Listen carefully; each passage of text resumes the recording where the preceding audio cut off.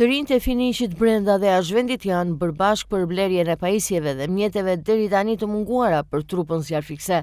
Dorëzimi pajisjeve si këpucë speciale, pompa dore, maska, veshje speciale si dhe mjetet të tjera, deri dhe tek radiot që mundësojnë komunikimin në zonat pa valë telefonike, është bërë në mënyrë publike përmes një organizimi të veçantë. Protagonistë ishin pikërisht të rinjtë që organizuan dhe përmbyllën fushatën e krijimit të fondit për blerjen e veshjeve dhe pajisjeve që do të kenë tani në përdorim zjarfiksit e Bashkisë së Finiqit.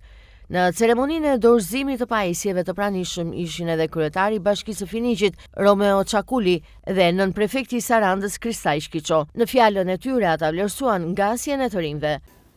Në fakt kjo iniciativë lindi direkt pas atyre zjarreve të mëdha që kemi kaluar vitin e kaluar në periudhën e gushtit, ku shoqata e rinisë së Bashkisë së Finiqit mori një iniciativë duke u angazhuar seriozisht me këtë problem dhe duke mbledhur ndihma nga dhjetra banorë të zonës, por edhe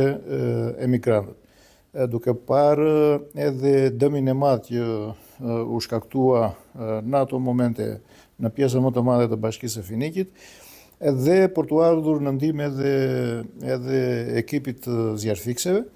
Ata mblodhen edhe sollën dje në një ceremoni të organizuar dhe i dorëzuan kryetarit të bashkisë dhe stacionit të zjarfikses së Finiqit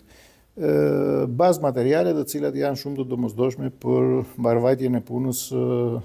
dhe ruajtjen e jetës në fakt ekipit të zjarfikseve. Nisma e të rinjve të Finiqit u nxit nga mungesat thelbësore që vunë re tek zjarfiksit, kur ata u përfshin edhe vetë në krah të tyre për fikjen e zjarreve të korrikut dhe gushtit 2025.